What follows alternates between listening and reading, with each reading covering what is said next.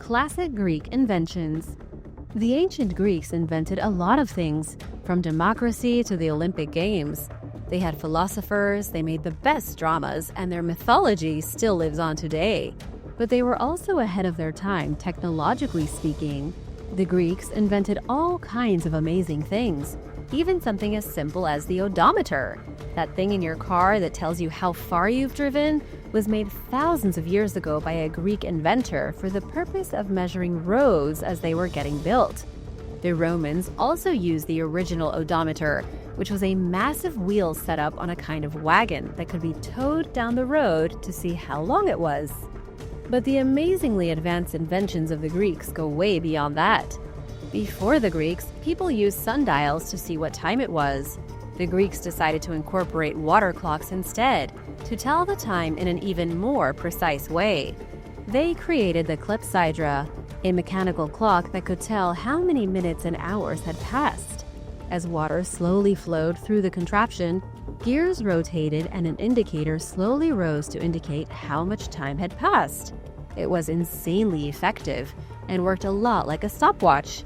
In fact, scholars say that the Greek clepsydra was used at brothels in ancient Athens, so clients had a time limit when visiting their favorite ladies.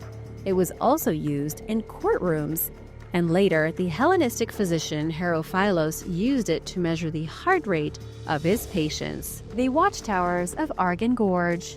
The famous Ushkaloi twin towers of the Argon Gorge are located in the heart of Chechnya. The gorge itself has been home to countless cultures, filled with roughly 600 monuments of ancient history, archaeology, culture, and nature. The gorge was used as a pass for caravans during the Middle Ages and was home to nomadic tribes who lived in the impassable jungles and sheltered against the steep rock walls. Here you can find cave grottos, burial tombs, ancestral crypts from the 10th century, and even ruined castle complexes. But by far the most striking pieces of advanced ancient engineering are the towers, which dominate the skyline atop bridges and mountain peaks throughout Chechnya. In general, these architectural wonders are called Vinak towers and range anywhere from 30 to 75 feet tall. Some towers were used as residential structures, built in medieval settlements like Urzi and Nikaroi. Others were built as military installations. The oldest of them all date back 2,000 years. The Ushkaloi twin towers themselves, known as the Great Watchhouses over the gorge, are only about 900 years old. What makes them especially fascinating is that they were built out of the solid rock of the gorge, guarding the pass. Nobody would have been able to move through the passage without walking past these imposing towers. The ingenuity of such a design feat is impressive,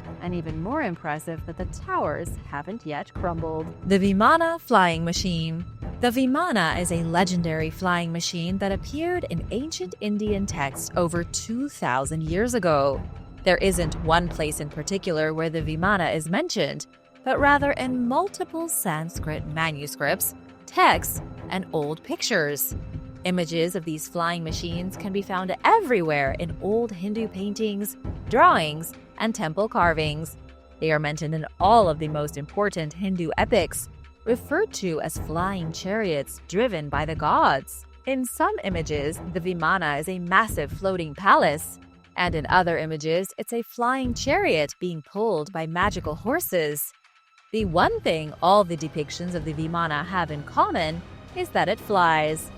The Indian philosopher Dayananda Saraswati believed the Vimana was a real flying spacecraft witnessed by Indians over 3,000 years ago. They then incorporated the flying machine into their lore and stories, and it became a vessel used to carry the gods. There has never been any official archaeological evidence that the ancient people of India ever created a flying machine, and yet they do appear to have at least seen something to give them the inspiration. They may have had encounters with UFOs, or if we're being practical, the Vimana may have just been a fun idea. What do you think? Let me know in the comments below. The Liber Linteus. The Liber Linteus is the most extended Etruscan text still preserved, dating back to the 3rd century BC. Unfortunately, most of the text remains untranslated because hardly anybody knows anything about the ancient Etruscan language. Using the few words that have been translated, experts believe the text was some kind of ritual calendar, outlining when the most important ceremonies of the time were to be held. But here's the craziest part about the fabric. It was discovered back in the 1800s being used as mummy wrappings. A mummy was purchased in the city of Alexandria in 1848, transported to Zagreb in Croatia, and preserved at their local archaeological museum. At the museum, researchers realized the female mummy was wrapped tightly in a linen text written in the ancient Etruscan language. The Liber Linteus was written directly on this woman's mummy wrappings. Chances are it was some kind of way to save money, or maybe the manuscript just wasn't necessary anymore. Whatever the case, it's one of the few untranslated documents of its kind left in the world, a discarded text from over 2,000 years ago, used as mummy bandages. The Hanging Pillar. There is a small village in India called Lipakshi, and it's home to a plethora of amazing and inexplicable examples of ancient technology. The village is less than 100 miles from the city of Bangalore. Within the village is a miraculous hanging pillar, the footprint of a goddess, and a group of mysterious stone circles. There is a massive impression stomped into the stone within the temple complex at Lipakshi. The footprint is roughly 3.5 feet in length and was supposedly left by the goddess Sita. Then there is the unbelievable hanging pillar. It's the main attraction of the little village and an unexplainable piece of ancient technology. When India was first colonized by the British, engineers tried to dislodge the pillar from its place, but failed. Even these days, scientists don't understand how the pillar is fixed to the ceiling, but doesn't physically touch the ground. It violates every law of gravity, hanging suspended above the stone floor so that you can sweep cloth and pieces of paper underneath it. These stone circles are half mystery and half ancient technology. Much like the goddess footprint, these circles are imprints left in the stone on the floor of the temple complex, but nobody's sure what they are. Each imprint consists of a main circle surrounded by 10 smaller circles, each one perfectly round. It looks as though they were made by some huge piece of machinery, but no one knows what they mean. Stone Age textiles. Around 9,000 years ago, there were about 10,000 people living in the Stone Age city of Çatalhöyük in what is now Turkey. According to archaeologists, this was the largest known city from the Neolithic period anywhere on the globe. It was here in 1962 that archaeologists uncovered a piece of cloth, which sparked a debate over what these ancient people wore. As it turns out, people in the Stone Age were actually pretty good at making sophisticated clothing. The original argument was over what material was used to make the clothing. How did people start making clothes thousands of years ago? Was it wool or linen? The scraps of cloth found dated back to roughly 8,500 years ago. In 2017, researcher Bender Jorgensen took a closer look and found that the cloth was actually made from bast fibers, the same material used to craft things like rope and yarn. This fiber came from oak trees, which prehistoric people managed to fashion into wearable clothing. How they figured out how to take bark from a tree and turn it into a shirt is a mystery in and of itself, but they did it nonetheless. In the largest city in the world before Babylon or Egypt, human beings made their clothes from the fibers woven from trees. The Inca road system. There is a lot of talk about how great the ancient Roman roads once were, and while it's true that the Romans did develop an impressive system of roadways to connect their empire, they weren't the only ones. Thousands of miles away on the other side of the world, the Inca were also tying together an empire using roads. There are thousands of miles of pathways in South America, all created by the Inca so their people could travel across their vast kingdom. Inca roads were made from interlocking stones, laid across some of the most epic landscapes on the planet. These roads can be found on the coast, high up in cloud forests, and are in 6 modern-day countries. One of the ancient passageways is still used on a daily basis by tourists who climb to Machu Picchu. According to Ramiro Matos with the Smithsonian National Museum, there could be up to 37,000 miles of roadways built by the ancient Inca, winding through Colombia, Ecuador, Bolivia, Chile, Argentina, and of course Peru. It's amazing because the vast empire didn't have a writing system that we've found yet. They didn't even use the wheel in any practical sense, and yet they built one of the greatest road systems the world has ever seen. It was complete with interstates, major highways, local roads, and dirt paths leading into the more rural parts of the empire. The road operated for less than 100 years, active from between 1450 to 1532. Sadly, when the Spanish arrived, they were able to use these roads to conquer the entire Inca Empire more easily. The roads led the Spanish conquistadors from city to city as they launched an endless assault and subjugated the natives. The Sphinx Buffer, a recent routine excavation at the legendary Sphinx of Giza, has revealed an ancient piece of advanced technology.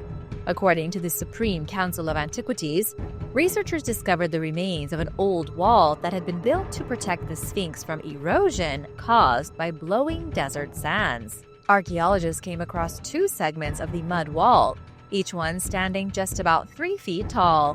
One of the walls was immense, running 282 feet between the Sphinx and the pyramids. The other wall on the other side of the Sphinx was found to be about 151 feet long. This has been a monumental discovery because it shows the remains of an enclosure that had totally blocked off the Sphinx. The walls seem to confirm an old story from Egyptian texts about how King Thutmose IV had a dream in which the Sphinx asked him to clear the sand around its body. The Sphinx promised that if the king restored the statue, he would become the supreme leader of Egypt. And so Thutmose IV cleared the sand from around the base of the Sphinx and built monumental walls to protect it from natural hazards. This is incredible because the walls would have been built between roughly 1400 and 1390 BC. The construction of the Sphinx itself was a great use of advanced technology, but to learn that the king had built a wall to protect the monument from natural erosion shows just how much the ancient Egyptians truly understood about architecture and about the process of erosion. Greek philosophers and the aliens. The concept of alien life goes further back than the first reports of aliens at Area 51 in the 1940s. Science expert Wade Rausch recently wrote a book after years of research tracing over 2,500 years of alien speculation back to the days of ancient Greece. The Greek philosopher Anaxagoras was one of the first to suggest that a different race of beings might inhabit the moon. Plato and Aristotle disagreed, saying they believed Earth was the source of all gravity and is the very center of the universe. Anaxagoras was the first to suggest the Earth was floating in an infinite void of nothingness. And believe it or not, the philosopher Epicurus was the first to inadvertently create the idea of the multiverse. He wrote that there is an unlimited number of cosmos, and some are like ours, while others are way different. The Roman poet Lucretius agreed, noting that there are other Earths inhabited by various tribes of humans and different breeds of beasts. I wonder what they would think now with all the knowledge we've gained since then. Leather scale armor. An almost complete set of leather scale armor was discovered inside an ancient tomb in northwest China. Researchers from the University of Zurich believe the armor originated in the Neo-Assyrian Empire in the 6th century BC, then found its way to China. It was uncovered in the tomb of a horse-riding warrior near Turfan. This was a major technological advancement in the world of warfare. Scale armor was unique in that it protected the vital organs of the warrior wearing it. Scale armor was almost like having an extra layer of skin on, durable yet malleable so that it didn't restrict mobility. The best scale armor was made through a meticulous process of patching together individual plates shaped like shields. These plates were arranged in horizontal rows, and it was a painstaking job. Because most armies were quite large in the ancient world, warriors didn't have access to such lavish forms of protection. Leather scale armor like this would not have been used by the common soldier. This particular set is extremely impressive. It was made around the year 786 BC from 5,444 small scales, each one stitched onto a solid backing. There were also 140 larger scales, altogether creating a waistcoat protecting the torso, hips, sides, and lower back. It would have been shrugged on like a coat. The big mystery is that scientists aren't sure if it was created by a Chinese warrior, stolen from an Assyrian corpse, or worn by an Assyrian mercenary fighting in China for unknown reasons. Ancient Israeli winemaking. Archaeologists in Israel were excavating the town of Yavne when they discovered a massive winemaking complex that dates back over 1,500 years. The complex has shown that ancient Israelis could make wine that was just as delicious, if not better, than we can today. The find included 5 wine presses, multiple warehouses, and kilns that were used to produce storage vessels made of clay. And of course, they found tens of thousands of pieces of jars that had been involved in the winemaking process. According to the Israel Antiquities Authority, this new discovery proves once and for all that the city of Yavne was the epicenter of winemaking in the Byzantine period. They could produce at this facility upwards of 2 million liters, or 520,000 gallons of wine every year. According to John Seligman, one of the main directors at the excavation, the wine produced here was exported across the entire region. It was called Gaza wine, a prestigious light white wine that would have been consumed by the richest kingdoms around the Mediterranean.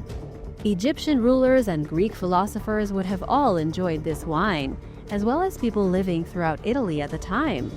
Here's what's really interesting about this find. 1,500 years ago, Israel mastered the art of making wine and shipping it across the world. However, nobody had figured out how to create safe water to drink. This wine was wildly popular because it was also a source of nutrition. Rather than drinking frequently contaminated water, people preferred to drink wine because it was safer and better than getting sick. Leonardo's mechanical knight. In roughly 1495, the great inventor Leonardo da Vinci came up with a technology long before his time. He created a mechanical knight, or an automaton knight. It was a humanoid robot that functioned kind of like a giant steel puppet. The blueprints for the robot were uncovered in sketchbooks belonging to Leonardo da Vinci that were dug up in the 1950s. In his notes, he claims that he showed the machine at a festival in the court of Milan with great success. The robot could stand, it was able to raise its visor, and it even maneuvered its arms independently. It obviously didn't have artificial intelligence or any kind of electronics, but it was the first functional robot to come to life. Its robotic systems were worked by a series of pulleys and cables rather than hydraulics and switches. Although the actual robot has never been found, we know Leonardo da Vinci's design really did work. After the sketchbook was discovered, modern scientists built their own version of the robot in 2007, exactly as the design was described in his journal. They discovered it to be 100% functional. Even clad in heavy medieval armor, it still mimicked human motions. Da Vinci's weapons. Long before helicopters, aircrafts, or weaponized tanks were used on the battlefield, Leonardo da Vinci was busy imagining how such war machines might work. Most people remember Leonardo as a brilliant painter, the guy behind masterpieces such as the Mona Lisa and The Last Supper. But he was also an avid inventor way ahead of his time, coming up with highly advanced designs for weaponry centuries before his ideas would be implemented in the real world. Leonardo was born in Florence in 1452 and lived a long life of success before passing away at the age of 67 in 1519. During his 67 years on the planet, he delved deep into the world of science. He made discoveries of engineering, revelations about friction, lubrication, geology, and he painted like his life depended on it. One of his most fascinating mobile weapons was the tank, the very first truly modern tank ever invented.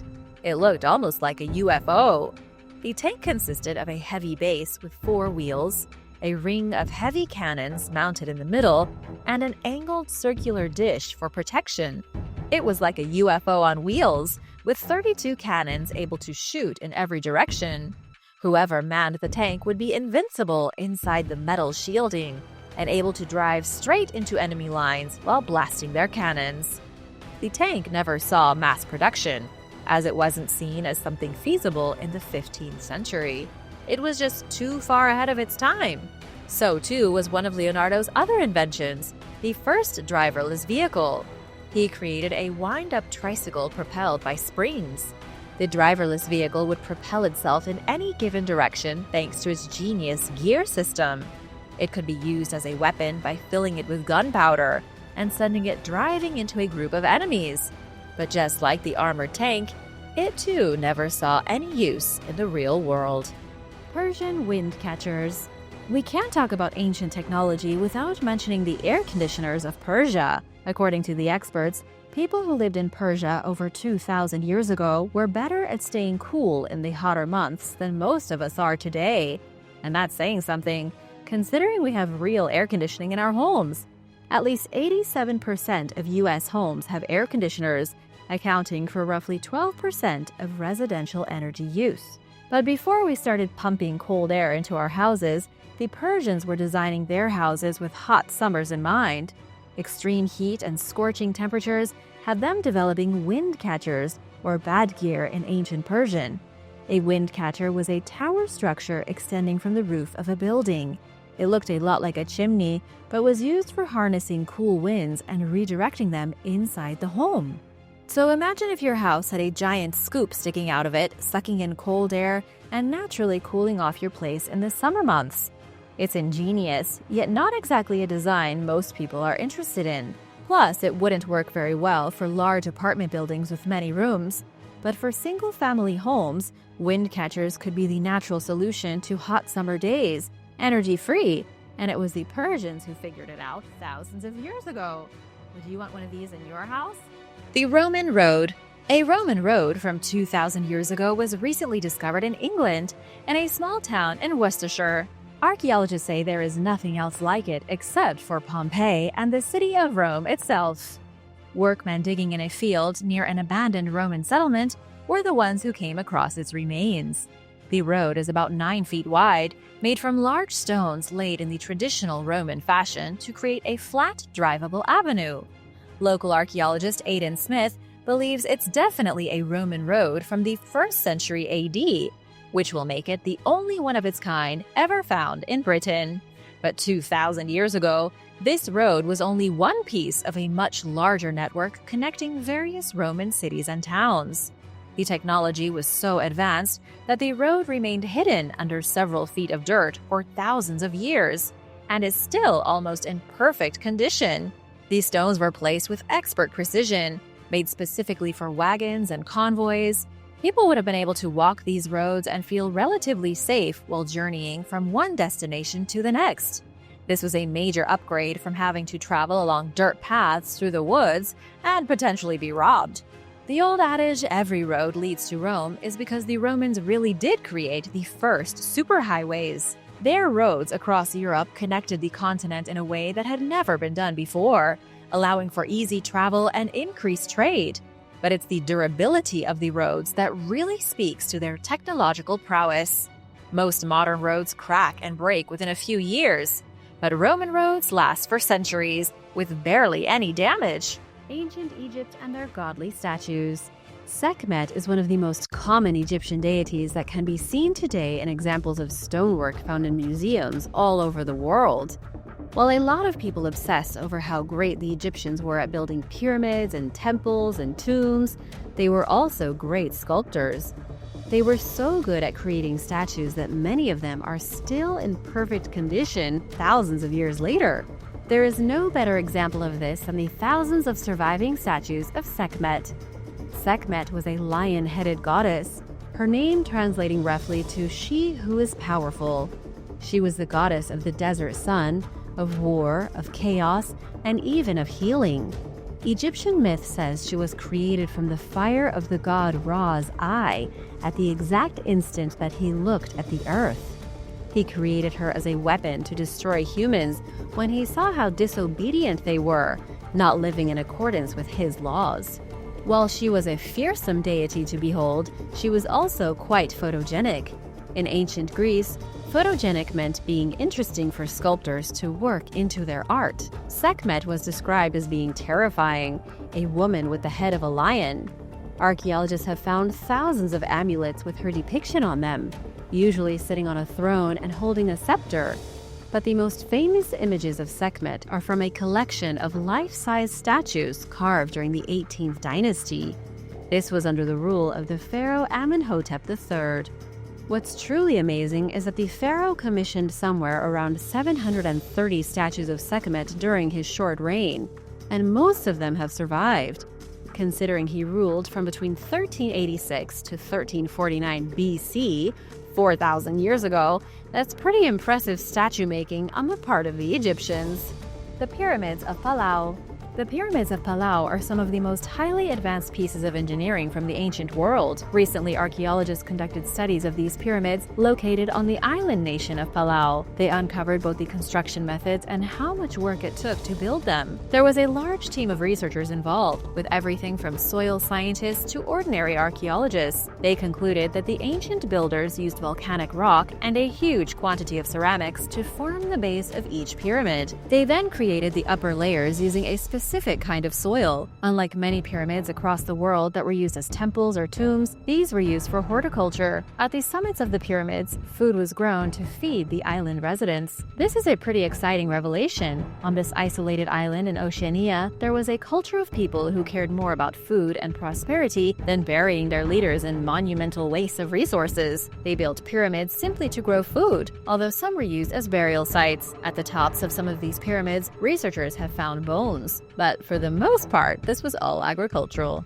Even more amazing is that the development of these pyramids and the complex society on Palau started sometime around 500 BC. The construction of the pyramids didn't happen overnight either. It took generations. Millions of tons of soil had to be moved by workers, something that was only possible in a politically organized society that didn't squabble amongst themselves. The fact that the pyramids took hundreds of years to complete proves shocking stability in the governance of the island. This really was a remarkable culture, both for their engineering feats and for their ability to work towards a single achievable goal. Sutton Hoo's treasure workshop. In 1939, the Sutton Hoo burial ground in England became one of the greatest treasure discoveries in modern archaeological history. The grave contained the remains of a massive ship, a fully functioning vessel 88 feet long. The ship was filled to the brim with riches, acting as a kind of burial chamber for an unknown Anglo-Saxon king who died in the 7th century. It was an incredible discovery and one that people are still talking about today. But what scientists have always wondered is where in the world all that treasure came from. In 2022, archaeologists found evidence of a medieval workshop in England where many of the artifacts in the burial likely came from. The treasure workshop is about 3 miles from where the burial ship was found. Researchers uncovered proof of metalworking, craft production, and even weaving going back 1,400 years. Fragments of spindle whorls, a buckle made from a copper alloy, and scraps of slag from smelted ore. Clearly, this was a big production site. What it appears we have here is one of the world's first major production sites, almost on par with the manufacturing industry during the Industrial Revolution. There would have been many people working at the factory, all of them skilled laborers whose job was to create mass amounts of quality treasure. This was likely the first time the world, or at least England, saw highly advanced materials being produced in mass quantities and with shocking speed.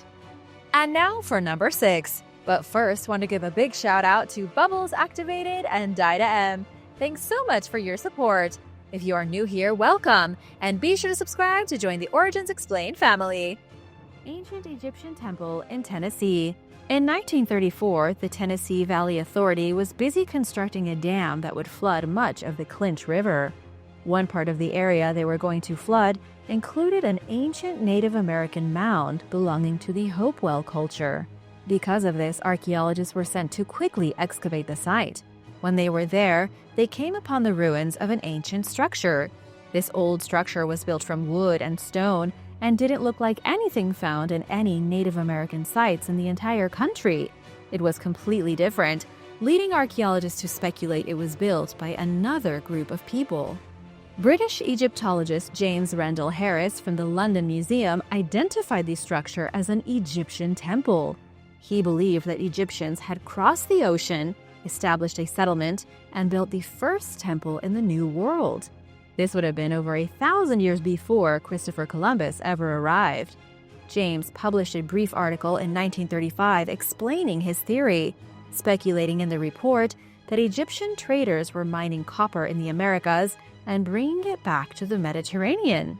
They established a massive colony in East Tennessee, but vanished for some mysterious reason. We don't know if this is true or false, and sadly the temple was flooded back in the 1930s, and there is no trace of it left. So, if the Egyptians had a settlement in Tennessee, all evidence is long gone. The Balancing Rock. Another ancient wonder in India is a thing called the Balancing Rock. It's located in Malignong and consists of 2 stones. One of these stones is a huge boulder, and it balances perfectly on the significantly smaller stone beneath it. According to local lore, the Balancing Rock has been in the exact same precarious position for centuries. No storm has ever been able to topple it.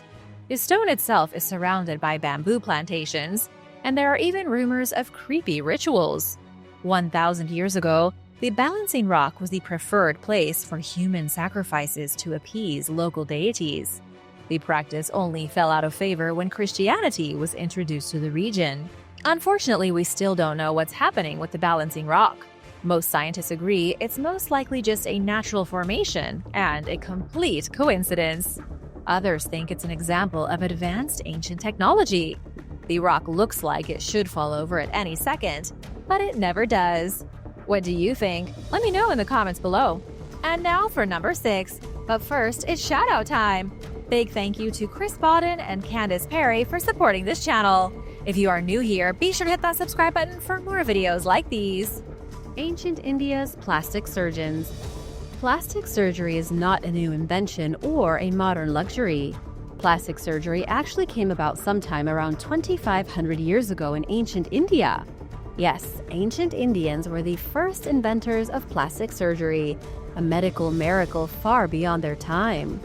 The word plastic and plastic surgery refers to the Greek word plastikos, which means to mold. In the 6th century BC, an Indian physician by the name Sushruta became the father of surgery. He wrote one of the earliest works in the world on medicine and surgery. He documented over 1,100 diseases, described how to use hundreds of plants medicinally, and wrote down instructions for performing many different surgical procedures. One of these procedures was the reconstruction of the human nose. The procedure that Sushruta wrote of in his medical book is the first written record of a rhinoplasty being performed, something that still happens today. The ancient physician detailed how a thick piece of skin from the forehead could be removed and then used to reconstruct the person's nose. Of course, the big difference between now and then was that the procedure wasn't done so that people could have a more aesthetically pleasing nose. These rhinoplasties were done because a lot of people had their noses cut off as punishment for being thieves or for sleeping with someone outside their marriage. To fix the issue, they went to surgeons who could fashion them a new nose from a piece of their forehead. What do you think of this ancient form of plastic surgery? Pretty scary, right? Especially when you could die from a bacterial infection or something. But it might have been worth the risk for some. Boring through granite. One of the biggest mysteries when it comes to technology from the ancient Egyptians is that they bored straight through granite. Sure, the Egyptians had advances in medicine, astronomy, writing, culture, and more, but it's really their stonework and the fact that they were able to cut and drill straight through granite that makes them almost unbelievable. Granite is specifically important in this case because it's considered far more difficult to cut and manipulate than softer rocks like limestone and sandstone. Right now, the mainstream view of archaeologists is that the ancient Egyptians achieved this feat using copper, bronze, and wood. Egyptian masons put these 3 things together to create highly advanced tools that bored through granite. There were others who insist the Egyptians used advanced technology handed to them by a group of superior beings. The truth is, we haven't found definitive evidence in either case. We've obviously never found ancient Egyptian batteries to suggest they were using modern technology, and we also haven't found any serious copper-brass mechanisms that could have worked drills through the hard rock. Right now, we just have to assume the Egyptians were seriously ingenious and put simplistic tools to really good use. The folding chair. In Germany, archaeologists unearthed a strange piece of advanced technology. While digging through an early medieval woman's grave in Bavaria, researchers found a chair. But this was no ordinary chair. It folded. As ridiculous as the whole thing may seem, this folding chair from 1,400 years ago is one of only 2 such examples found in Germany. It was designed and built in the 6th century, constructed from iron and made for maximum comfort. It was such a valuable item that when its owner passed away in her 40s, it was buried with her as a grave good. The Bavarian State Office for Monument Protection released a statement giving details on the exceptional discovery. When folded, the chair compacted to about 27 inches by 17 inches, meaning it would have been easy to carry from one place to another. It was very similar to a modern folding lawn chair, like what you might see at the beach, except a lot heavier. This mysterious woman may have been one of the only people in Bavaria at the time relaxing in comfort on her very own portable folding chair. Powerful sticky rice mortar. The Great Wall of China is one of the most spectacular ancient engineering projects ever undertaken. Construction started around the year 220 BC, commissioned by the first emperor of unified China, Qin Shi Huang. Some people think it can be seen from space, but not according to Yang Liwei, China's first man in space. The scenery was very beautiful, Yang told Chinese TV when he returned to Earth, but I didn't see the Great Wall.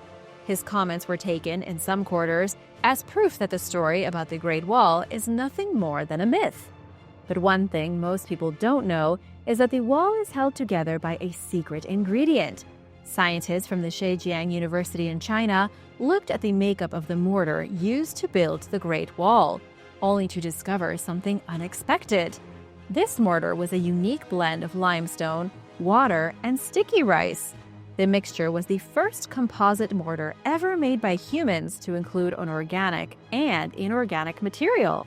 So the brilliant Chinese inventors put the wall together using pretty much nothing but limestone and sticky rice. The scientists did some tests, curious about just how effective this material is. They made their own mortar with and without sticky rice, and what they found was that the sticky rice made the material significantly more stable. It's a highly suitable material for restoring ancient masonry. It's because of the sticky rice that the Great Wall has held itself together for so long, as well as other buildings from ancient China. Sticky rice helped tombs and pagodas and grand temples survive countless earthquakes and thousands of years in the elements. Can you believe it? The solar barge.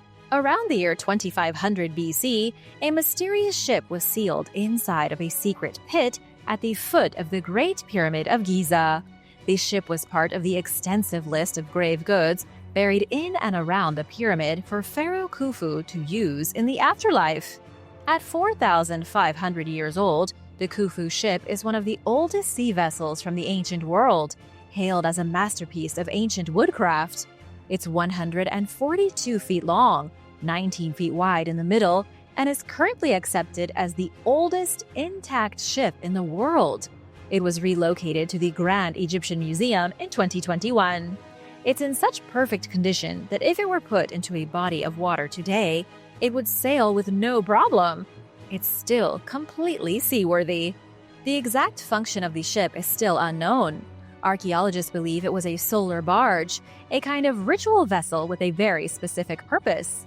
It may be that the ancient Egyptians believed such a barge could carry the dead king across the heavens when he met the sun god Ra in the afterlife. But there is one thing that really throws a wrench into this theory.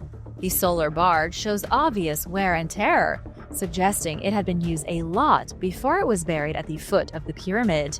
It may have been instrumental in building the pyramid, perhaps used to transport blocks from quarries to the build site.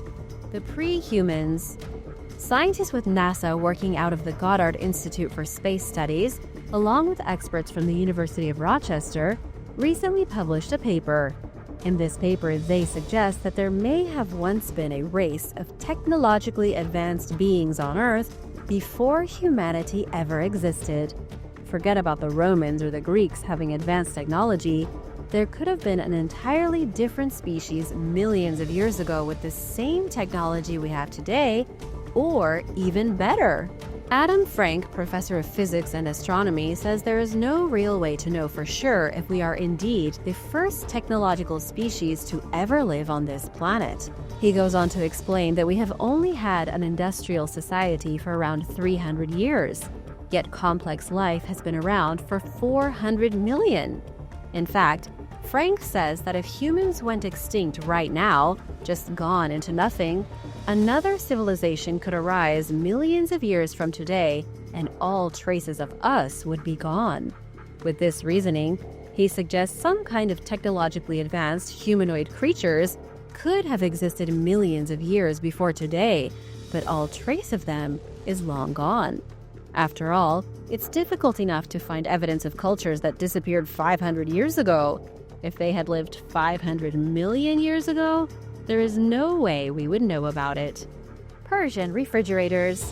About 2,400 years ago, Persian engineers built the world's very first refrigerator. It didn't have coils and it wasn't small enough to fit in the kitchen, but it did work well enough that the Persians could store ice in the summer in one of the hottest places in the world. Ice would be chopped from nearby mountains in huge amounts during the winter, brought down to the desert settlement, and then stored in this large ancient refrigerator. For 400 BC, this was a very impressive piece of technology. It was called a yakchal, and it was used to store ice gathered in the winters through to summer. The ice stored in these huge refrigerators was used to make chilled treats for royal Persians in the devastating heat of summer, as well as for food storage. Here's how the refrigerator worked. It was an above-ground structure made from mud brick into the shape of a dome, usually around 60 feet tall. Within the dome was an underground space with storage capacity. The space was equipped with wind catchers that channeled the wind into the structure, cooling the air temperature inside. Even if it was blistering hot outside, the inside of a yakchal would be like stepping into a walk-in fridge. Roman turrets. Hadrian's Wall was a massive undertaking that began in the year 122 AD. Roman Emperor Hadrian, who was at the time the ruler of Roman-occupied Britain, needed to build a strong defensive fortification to keep the unruly tribes of the north out of his territory in modern England. It took 7 years to build and was composed of at least 16 stone fortresses. These fortresses were built periodically along the 73 miles of wall, which stretched from the North Sea to the Irish Sea. It wasn't just a wall, but a fully garrisoned line of forts, turrets, supply depots, and bulwarks to keep the invaders at bay. It was a highly sophisticated project, even for the Romans. Recently, archaeologists were excavating a chunk of Hadrian's Wall near Newcastle. They uncovered a piece of the wall ditch, some obstacle pits in front of the wall meant to swallow would-be attackers, and a highly advanced Roman turret. The turret was little more than some broken foundations, long since covered with dirt. But when the turret was functional, it acted as a watchtower incorporated directly into Hadrian's Wall. The turret would have had battlements from which watchers could keep an eye on the lands beyond the wall. It wasn't the most advanced piece of technology in the world, but it was an important piece of an unbelievably well-designed fortification. Something almost as impressive as the Great Wall of China. The Serapium sarcophagi. In 1850, Auguste Mariette journeyed to Egypt to collect ancient manuscripts. Instead, he went on an expedition out to Saqqara, an ancient Egyptian necropolis. He discovered the head of a sphinx sticking out from the desert sand. He cleared the sand away and found a road hiding beneath. He then followed the road to the entrance of a lost catacomb. Inside, there were 24 giant sarcophagi. To this very day, nobody knows precisely how these enormous coffins were moved to this site in the middle of the desert, nor how they were moved underground and installed in their notches on the walls. The mainstream theory is that the site was used to bury Apis bulls for 1,400 years. A total of 60 Apis bulls were supposedly buried here. It is believed to be an incarnation of the god Ptah. The issue is that nobody's ever found the bull mummies. And that's not all. The boxes were too big for the bulls, larger than necessary to bury such an animal. It's also strange the sarcophagi here were made out of granite instead of the usual limestone, which was much easier to work with. This was probably a great place for burying bulls, but the effort taken to do such a thing in the desert was immense and almost unbelievable. Each sarcophagus weighed roughly 88,000 pounds, with each lid weighing about 44,000 pounds. So what were these coffins used for? The Hipparchus Star Catalog. Researchers affiliated with the University of Cambridge recently discovered fragments of an ancient manuscript about 2,100 years old. It's called the Hipparchus Star Catalog, authored by the brilliant Greek astronomer Hipparchus between 170 and 120 BC. The paper is the oldest known piece of evidence in which a human used numerical coordinates to try and pinpoint the exact position of a star. This was a major innovative breakthrough in the realm of astronomy. The text was unfortunately erased several centuries later so that the pages could be reused. Researchers only identified the fragments of text by using multispectral imaging technology. They had to look underneath the scribblings of ancient astronomer Claudius Ptolemy, who had written over Hipparchus's work 400 years later to make his own catalog. What's a little ironic about the situation is that Hipparchus' measurements were more accurate than the man who copied over his manuscripts. Hipparchus successfully detailed the celestial longitudes and latitudes of almost 900 stars in the night sky. This wasn't exactly an ancient technology, but it was a huge leap forward in mathematics and star science. And it was all done by one man with a primitive telescope and an instinctive understanding of the cosmos. Cavemen and their sticks. Speaking of ancient humans, archaeologists recently discovered a wooden stick that was once thrown by a human ancestor 300,000 years ago. I know what you're thinking. A stick is pretty far from advanced technologically, but this stick is special, and it could prove that Neanderthals were developing technology beyond what we've ever thought them capable of. On the surface, it's a boring stick. It's a piece of brown wood that was pulled from some mud. But according to Jordi Serengeli from the University of Tübingen, calling the stick just a stick would be like calling Neil Armstrong's first step on the moon just a step. This stick was used by Neanderthals as a throwing device to kill animals like waterfowl and rabbits. It was a specialized stick, carved in such a way that it could be thrown end over end like a throwing star. It predates spears, arrows, slings, and any other kind of projectile weapon. It also shows how from the very first stirrings of humanity, we were striving to build better, more effective weapons.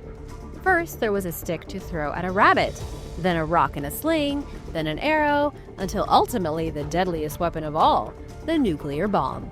The Marib Dam. The Marib Dam in Yemen was once the greatest dam in the entire world. It's considered in the top 10 of the greatest engineering marvels of prehistory, a great success of human ingenuity that stretched for 1,500 feet. Ancient people in Arabia used the dam to turn what was otherwise a desert into an oasis paradise. They used the dam to irrigate roughly 100 square miles of sandy soil, something that never before had been done on such a megalithic scale. When the dam was broken and collapsed in the 6th century, it was so devastating to the region that it brought the destruction of the city of Marib, wiping out an entire kingdom. Marib was the seat of power for the kingdom of Saba. The kingdom was wildly wealthy because of their trading power along the spice route that ran between the Mediterranean and further in the east. This was only possible because of the Great Dam. The irrigation allowed the Saba to grow more crops, which produced more frankincense and myrrh, their chief exports on the spice route. It also allowed them to adequately feed their people, which was, of course, hugely important. The dam lasted even after the Sabaeans were replaced by the Himyarite, but only until around 570. Lasting somewhere around 1,000 years makes it one of the most successful building projects in human history. Ancient cheese making. Not every advanced ancient technology was mechanical or architectural. For example, researchers in Egypt have just discovered extremely well-preserved pieces of cheese from 2,600 years ago. They were found in the archaeological zone of Saqqara by researchers with the Ministry of Antiquities, along with other artifacts from between 664 and 404 BC. The cheese came in large blocks of halloumi, which was made using an ancient recipe of goat and sheep milk. The cheese was so expertly crafted that it still looked almost edible when it was found inside of large clay vessels. No one knows when exactly the Egyptians learned how to create their delicious cheese. But for context, the oldest cheese ever discovered was only a little older, from 3,200 years ago. That was also found in Egypt in 2018. It too was made mostly from sheep and goat milk, and probably had a really nasty acid flavor, according to chemistry professor Paul Kinstedt. We now know the Egyptians were not only highly advanced when it came to creating monuments, temples, and pyramids, nor were they only at the forefront of math and anatomy. They were also leaders in the creation of unpasteurized dairy products. The disc-eyed giants. The disc-eyed giants of Monte Prama in Sardinia are extremely strange. A farmer discovered them at an Iron Age burial necropolis on this Italian island back in 1974. Peculiar stone sculptures of giants, things shaped like men, but not quite the same. They almost look like a race of extraterrestrial titans, enormous humanoids with eyes shaped in layers of spinning discs. The first few statues were found in the 70s, and 2 more were just found during recent excavations. The newest giants are just like the old giants, crafted by the hands of the Nuragic culture sometime around 950 BC. And even though researchers have had 50 years to study them, they have come no closer to understanding their purpose or who they represented. One thing to keep in mind is that the Nuragic civilization blossomed in the early Bronze Age.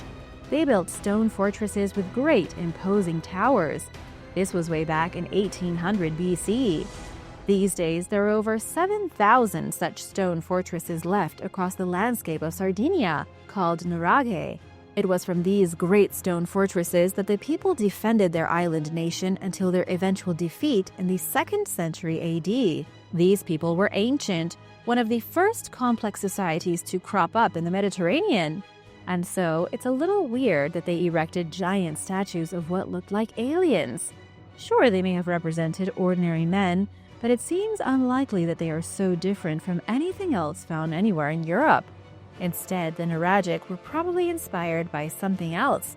Some people say perhaps by visitors from beyond the stars. Stonehenge engineering secrets. Stonehenge was not built in a day. Archaeologists agree it took at least 4 main phases to complete the famous megalith located in the English countryside. Work began roughly 5,000 years ago, and the Neolithic builders finished their masterpiece 1,500 years later. That's hard to grasp in the modern mind, a single building project ongoing for over 15 centuries. And throughout it all, the ancient builders used primitive tools crafted out of stone and deer antler. But what was the secret to the longevity of Stonehenge? It's been standing erect for an extremely long time, seemingly impervious to the wear and tear of Mother Nature. Archaeologists believe the endurance of Stonehenge can be attributed to a clever ancient building technique. These stones were interlocked by using drilled holes and protruding pieces. Think of Lego. Each huge piece of stone either had holes for fitting the studs, or it had studs for fitting into the holes. When these stones were put in position, they interlocked just like perfectly matching Lego pieces, or Lincoln logs. Experts call it a mortise and tenon system, and it goes to show just how incredibly brilliant the builders of Stonehenge were. The smart idea is also the only thing keeping 17 of the original stones standing upright, with 5 of the capstones still in their original position from 5 millennia ago. The Roman siege engine. The ancient Romans won a lot of battles because they were able to very easily conquer other civilizations regardless of their fortifications. They did this by employing advanced military tactics as well as advanced siege machinery. Historians call it the Roman siege engine. The Romans developed their siege engine through brilliant engineering. They focused completely on functionality. It's true that the Greek architect Epimachus was the first to design the actual siege tower used first in the battle to take Rhodes in 304 BC. But the Romans improved upon it, making it significantly smaller and more effective, using them for the first time when they besieged Ayotapata in 67 AD during the Jewish War. But the Romans didn't just reinvent the siege tower, they also completely redesigned a lot of artillery machines. When they sieged a city, they used massive ballista machines and scorpions. Scorpions were small military weapons that could fling bolts. In a single legion, there would be 55 ballistae, 10 catapults, and heaps of scorpions firing massive lead balls like bullets. Then there was what the Romans did to coastal towns. By the 1st century BC, they had perfected using siege machines called samba to create a siege ship and invade from the sea with minimal resistance from the enemy. The Romans succeeded in building an empire because they were dramatically more advanced than any other European power at the time. Ancient prosthetics.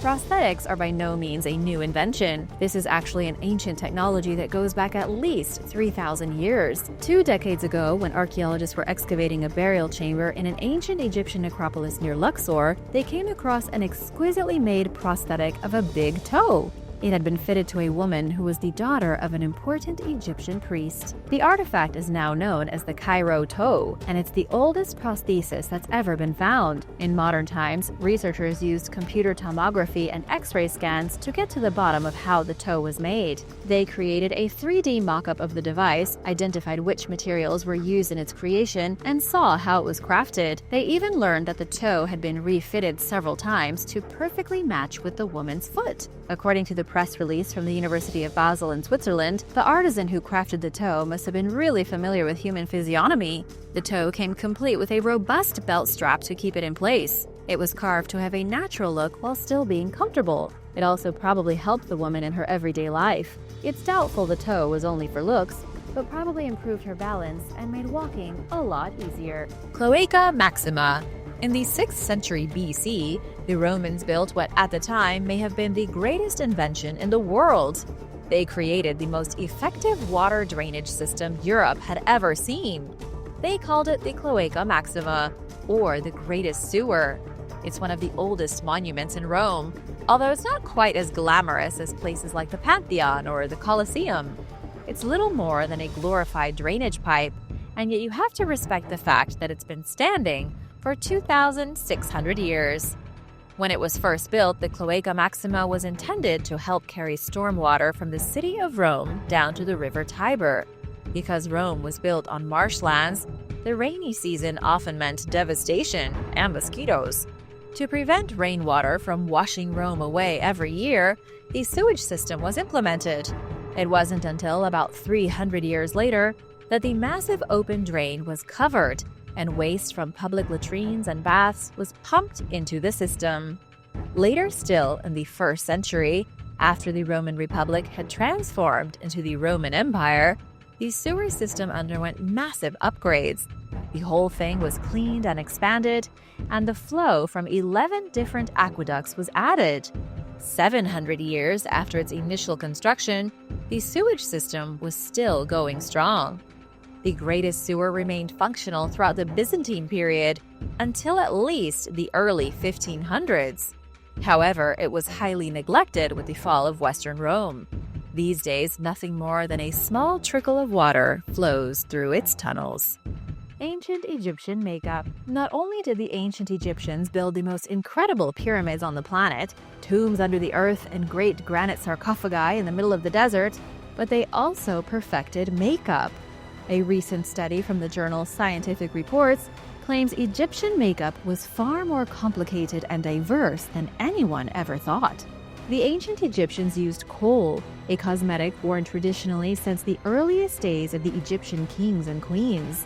Dark eye makeup wasn't just applied for aesthetic reasons, but also for religious functions, therapy, and hygiene.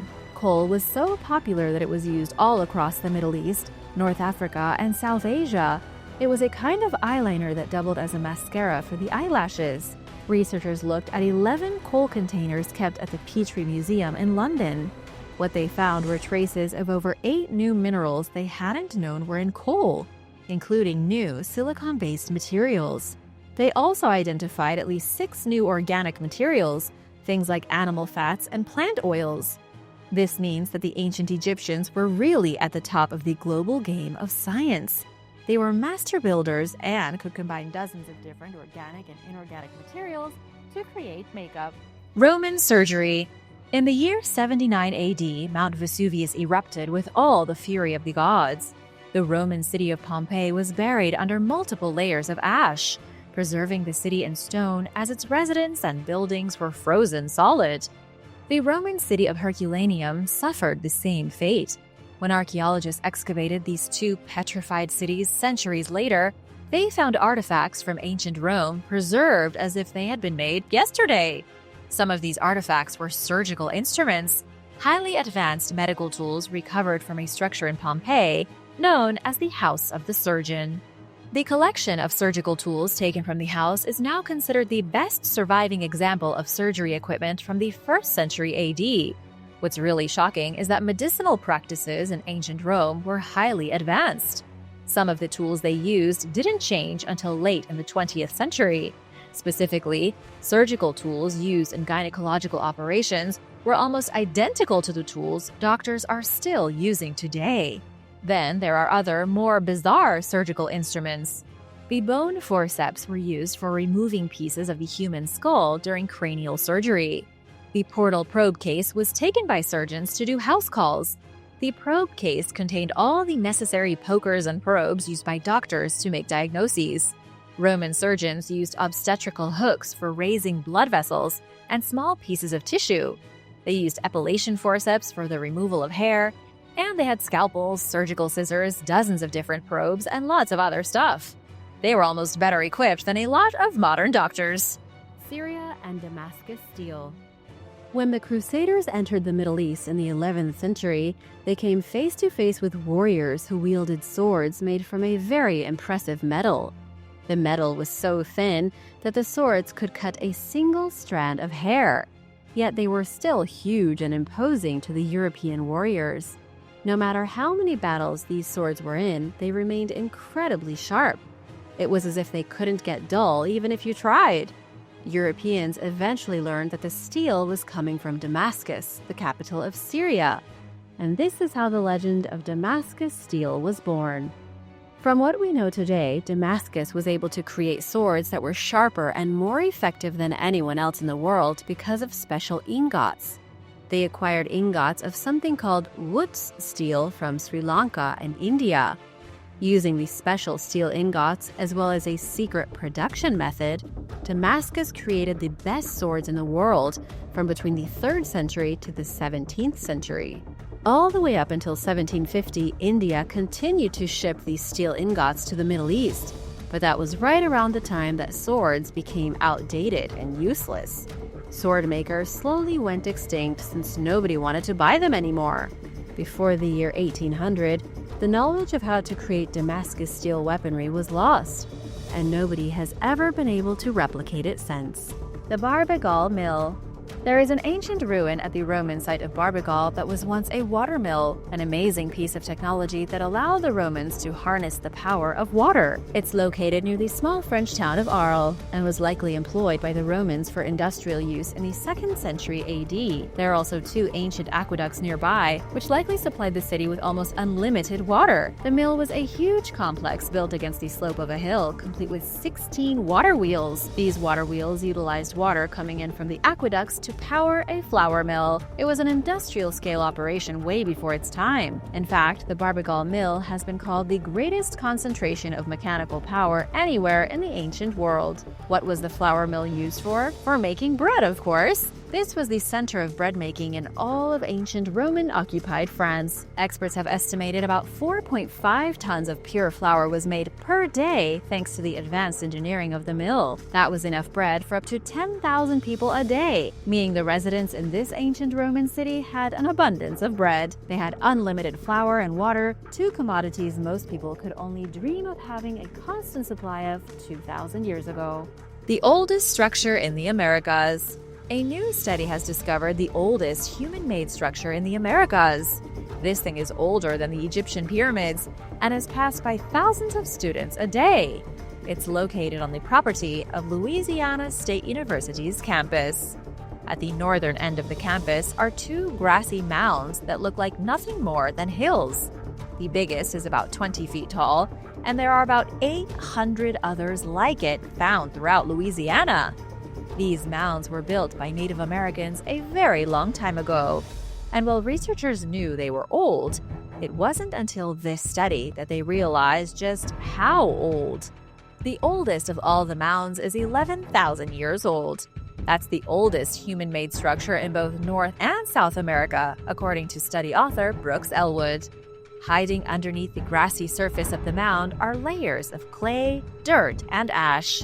That's because the mound was created over decades and centuries through ritual activity.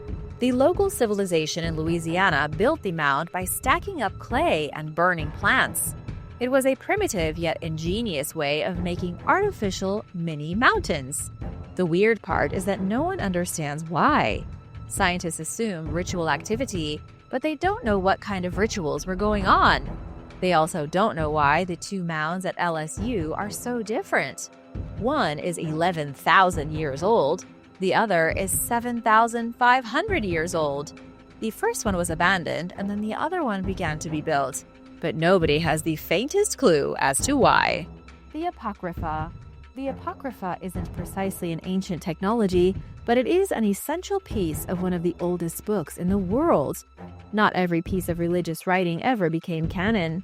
Today, everything in the New Testament is technically biblical canon, meaning it's all authenticated and confirmed as legitimate Holy Scripture. Plenty of stories and writings by Christian and Jewish authors were left out when the New Testament was put together. These texts became apocrypha, meaning they weren't authenticated, could be false, and weren't actual Christian scripture. But of course, the correct scripture was up for interpretation. The year was 1546, and St. Jerome had just finished translating the Old Testament into Latin. He had serious doubts about some works he had just translated and voiced his concern. But those in power didn't care. They declared the New Testament entirely accurate and excluded only a handful of books like the first and second book of Esdras. Not every branch of the church accepted the same books.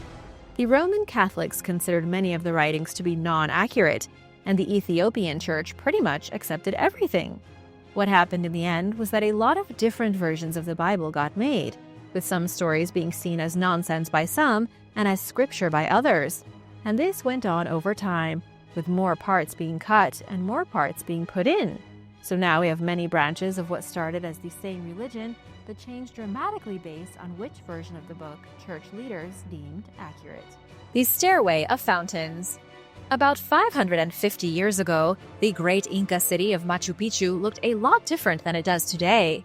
Along the steep ascending staircase moving through the ancient city to its peak, there are currently empty square chambers covered by short grass. But in the year 1450, when the city was powerful, the stone squares were part of an impressive engineering project. On either side of the stairway was a network of water fountains, 16 in total, which worked to supply fresh drinking water for the residents. The fountains also would have been quite the sight to behold. They were powered by what may have been the most advanced example of hydraulic engineering in South America. The incredibly genius Inca engineers built a permeable wall, which worked to connect seeping water into a stone canal. The canal was also connected to a spring to help collect even more rainwater. Water was then pushed through Machu Picchu in a canal roughly 5 inches deep, carrying an estimated 80 gallons per minute. Charles Ordloff, a professional hydraulic engineer, says no other royal residences or Inca settlements boasted anything like it. The canal system was totally unique to Machu Picchu, passing through the outer wall, through agricultural zones, and into the residential zone. That was where the water flowed into the 16 fountains, each of which was publicly accessible. The cascade of water dropped a total vertical distance of 65 feet down to the last fountain, located within the Temple of the Condor. The Babylonian Tablet of Shamash. The Babylonian Tablet of Shamash was discovered by archaeologists in the city of Sippar, Iraq in 1881. It's housed today at the British Museum, but was originally created sometime between 888 and 855 BC by King Nabu Apla-iddina. It was discovered fractured into 6 small pieces, yet was still in surprisingly good condition, considering it was stashed in a terracotta coffer nearly 3,000 years earlier. The coffer that contained the smashed tablet was hidden beneath the floor of a temple. Archaeologists immediately knew it was important not only because of how well it was hidden, but because it depicts the sun god Shamash, along with symbols of the sun and moon. The god can be seen wearing his horned headdress. The tablet is also inscribed with 15 different passages of cuneiform, one of the earliest forms of writing created in Mesopotamia and used by the Babylonians. The script on the tablet tells how the temple of Shamash fell into disrepair, and how King Nabu Ablaidina built a new statue and fixed it up. The text describes what practices were going on at the temple, the rules that the priests had, and the dress code for entering. The reason the tablet of Shamash seems like such an advanced artifact is that even 3,000 years ago, give or take a few hundred years, religious buildings had dress codes and regulations. It seems nothing much has changed throughout the millennia. Vimana. A Vimana is an ancient flying ship that may or may not have existed. In Hindu texts, the Vimana is described as a flying chariot, a self-moving vehicle that carried its occupants through the air. Some accounts have described it as a house or a palace, saying it was up to 7 stories tall. Other accounts have described it more modestly, as a seat or throne that magically hovered high above the heads of ancient people. In fact, Vimana translates directly in some Indian languages to aircraft. Sadly, not a single piece of physical evidence has ever been discovered to suggest the Indians really did create flying vehicles thousands of years ago, but there has been plenty of speculation. Some claim the Vimanas used highly advanced mercury vortex engines to hover over land. Some say they were powered by jet engines. There are weird accounts of elephants running in panic as huge hovering Vimana came gliding over the land. There are even suggestions that specialized gyroscopes embedded in liquid mercury kept the vehicles airborne. But like I said before, the only actual evidence is in myth. There are plenty of references to these flying machines, from the account in ancient writings to carvings in temples and depictions in ancient artwork. Some believe the Vimana weren't actually used by humans, but were the spaceships of extraterrestrials that visited Earth for a few hundred years before going back to space. Chinese bronze. Researchers from the UK have just identified ingredients used by Chinese bronze makers 2,500 years ago. These ingredients were used by some seriously genius scientists to create bronze alloys. Historian Rui Liang Yu from the British Museum, with help from archaeologist A.M. Pollard, were the ones to make this phenomenal discovery. They found 2 copper-rich alloys, identified only as Jin and Shi, that were staples of early Chinese bronze production. These alloys show just how shockingly advanced the Chinese metal-making techniques were. Chinese scientists used a sophisticated formula as far back as 700 BC to produce various types of bronze, depending on which items needed to be made. With the bronze material, forge masters were then able to create everything from swords to delicate musical instruments. The alloys Jin and Shi were made from mixing copper, tin, and lead. The ancient Chinese manufacturers figured out a way to dilute copper with various other materials to create entirely unique alloys, which could then be used to make far more advanced metals than ordinary copper, which was the most popularly used material at the time. It was a big boost for science and a huge step forward for civilization. A prehistoric bullet hole. In 1922, an ancient hominin skull was discovered in a limestone cave in Zambia. It was first believed the skull belonged to the ancient species Homo rhodesiensis, but was later attributed to the species Homo heidelbergensis. Experts have since confirmed that the person died sometime between 125 and 300,000 years ago. The skull was found to have a bullet hole in the left side of the cranium, right near the ear. This is weird because obviously the skull's owner lived a very long time before firearms, and yet the hole appears to have been formed by a high-velocity projectile. Looks like a bullet fired from a rifle. And to make things stranger, the skull of a prehistoric auroch, an extinct wild cattle, was found a few thousand miles away in Siberia with an identical bullet hole in the forehead. Nobody knows what put these holes in the skulls, but there is plenty of speculation. Some say ancient visitors with highly advanced weapons came down to do some hunting. Mainstream scientists are generally quiet on the subject, or simply dismiss the bullet holes as conspiracy theories. The wheel. There has been no greater invention in human history than the wheel. Some could argue antibiotics, the telephone, the light bulb, But the wheel was truly one of the first great inventions and a major game changer. Nobody knows exactly when it happened, but archaeologists have a pretty good idea. Surprisingly, it was fairly late. People invented sewing needles and basket weaving. They built boats to sail across the ocean. Humans played music from primitive bone flutes. And all the while, for thousands of years, nobody figured out how to make a wheel. The very first wheels weren't even used for transportation. Around 3500 BC in Mesopotamia, wheels were first used for pottery. It took about 3 centuries before humans realized they could use them to make chariots, creating the world's first horse-powered vehicle. Wheels then revolutionized the globe. The best example comes in the form of the wheelbarrow. Around the 6th century BC in classical Greece, someone realized they could put a wheel on a bucket and save themselves a lot of time moving material. Wheelbarrows were incredibly expensive to purchase, but paid for themselves within a week. Being able to move a full load in a bucket attached to a wheel saved an unprecedented amount of time. The wheelbarrow was likely one of the first major technological advances that cost laborers their jobs. Thanks for watching! Be sure to hit that subscribe button if you haven't already, and I'll see you next time. Bye!